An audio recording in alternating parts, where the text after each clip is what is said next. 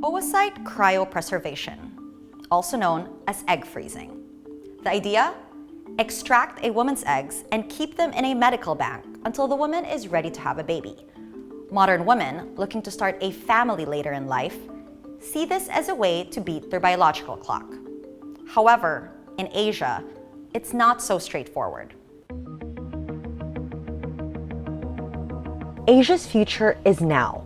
It's making massive strides in its economies, human development, technology. But for the region to truly reach its full potential, it needs to empower women who face draconian laws and outdated customs. I'm Natashya Gutierrez. In this series, I meet the women who are directly impacted by these barriers. Why are we still so unequal?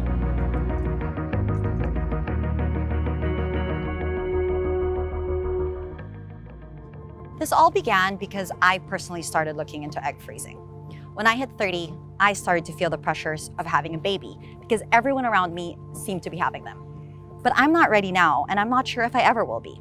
So here in Singapore, where I work, women are only allowed to freeze their eggs if they have a medical condition. In the Philippines, where I'm from, women are allowed to freeze their eggs, but can only use them if they get married. Shouldn't women be allowed to decide when to have babies? Women, especially in Asia, feel tremendous pressure to have babies from society and from their families. But more and more, women today are choosing to delay their pregnancies for social reasons, like their career or finding a suitable partner, making egg freezing an attractive option. Amanda, an Australian expat living in Singapore, has her own reasons. Amanda lost her husband to cancer a few years ago while they were both working in Singapore. They missed out on the opportunity to conceive while he was alive, so she recently decided to freeze her eggs. So how has freezing your eggs sort of opened you up to less of that pressure? I think it's meant that, when I did it, I was deep in grief, right? And, after he died, you don't think about how there's going to be an end to it, right? Like, you don't know how you're ever going to get out of it. And so for me, freezing my eggs was something where it allowed me to take control and it allowed me to not have to worry about the next boyfriend or put pressure on, like, if he was going to be the person I was going to spend the next rest of my life with, because it meant that it gave me time. After Ryan's death, Amanda was forced to think about planning ahead. She visited a fertility clinic to explore her options and decided to freeze her eggs. Egg freezing is essentially in vitro fertilization, or IVF. Except rather than freezing an embryo, it's only a woman's unfertilized reproductive eggs harvested from her ovaries that are frozen. When she's ready for a baby, the egg is later thawed, fertilized with a sperm, and when it's successfully turned into an embryo, it's implanted back into her uterus. While the technology is available in Singapore, however, Amanda had to go home to Australia for the procedure. In Singapore, egg freezing is not permitted for social reasons. It's only allowed if a woman has medical conditions that would affect her fertility, such as a woman undergoing chemotherapy for cancer. So for women like Amanda who want to freeze for non-medical reasons, they have to look outward and have the procedure done in other countries which have more lenient laws. But finding a country to do it is only the first of many obstacles. How about the actual decision of putting your body through it? I had many conversations about it, and it's not an easy thing on your body. Like, you have a lot of hormones put into your body during the process. Like, you have to stab yourself with needles every, few hours to make sure that those hormones, and you're producing as many eggs as you can. I was crying for that entire three-week process because of all the hormones in your body. So it's not an easy process at all, but it was like a decision that at the end of the day I had to make, right? I was very lucky in that I got a very good haul of eggs. So I have a good stash sitting away, which is quite nice. And I'm glad that I don't have to do it again. I know women that had only had 2 or 3 eggs taken like per round, and I'm very lucky in that I got more than that, and so I don't have to put my body through that again, because I really wouldn't want to do that. Despite that haul, how sure are we that that will yield some children for you? We're not sure at all. Really? Amanda is right. While the science allows for it to happen, the odds of frozen eggs resulting in babies are still unclear. It's much harder to thaw an unfertilized egg without damage than thawing an embryo, so IVF with frozen eggs tend to be less successful. The more eggs are retrieved and frozen from a woman, the better their odds.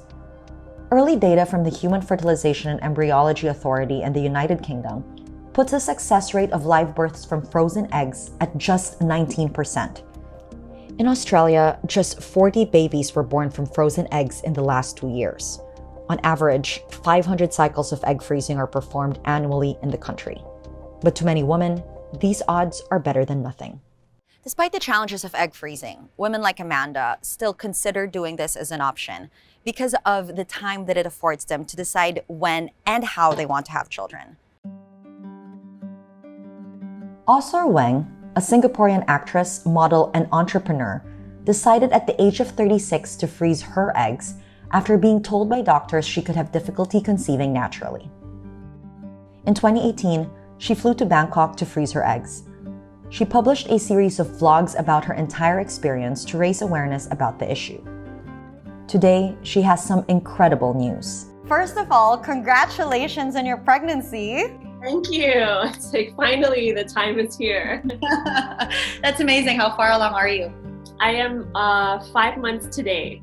After Osor got married in 2020, she successfully got pregnant through IVF on her first attempt.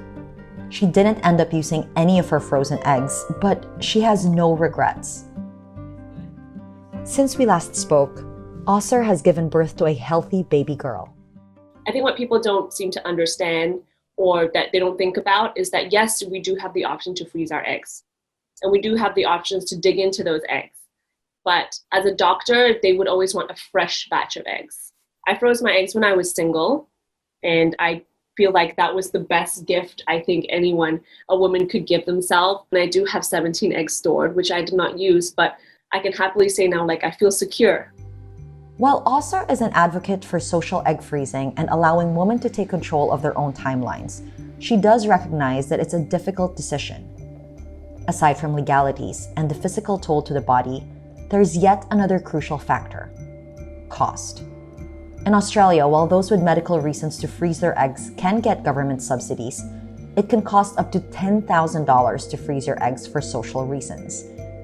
In Thailand, clinics charge $4,000, which does not include the monthly charges of storing those eggs, as well as costs for the thawing, the fertilization, and the implantation. An everyday woman might not have the financial ability to be able to do what I did. And a woman that's working a 9-to-5 job every day, are they able to take 2 weeks off to go fly to Bangkok to go freeze their eggs? Probably not. And then if they are, that's great. But then you got to think of accommodation. Are you going to pay for, I don't know, an Airbnb or a hotel to stay at for 2 weeks? On top of that, medical bills. Realistically, I mean, that's really, like, not every woman could do that. Osor spent over $30,000 for her entire procedure. She said the investment was worth the security and control it afforded her. She doesn't just want to see social egg freezing legalized. She also hopes to see governments subsidize it, particularly for single women who might need more help paying for it. Ultimately, what would you want to see? What do you think should the policy be when it comes to women being able to freeze their eggs? I think we should be able to do whatever the damn well we want to do. Like, I don't feel like there should be a black and white as of, I have to be married to be able to go through IVF. I don't feel like, why do we need these rules? We are capable of being our own parents of what we want. We don't need people to tell us this is what's good for you. This is all part of life. The technology may be here, but in reality, women have a long way to go to have full freedom and control over their bodies. until governments stop dictating when and how women should give birth, egg freezing is an option available only for a small sector of women.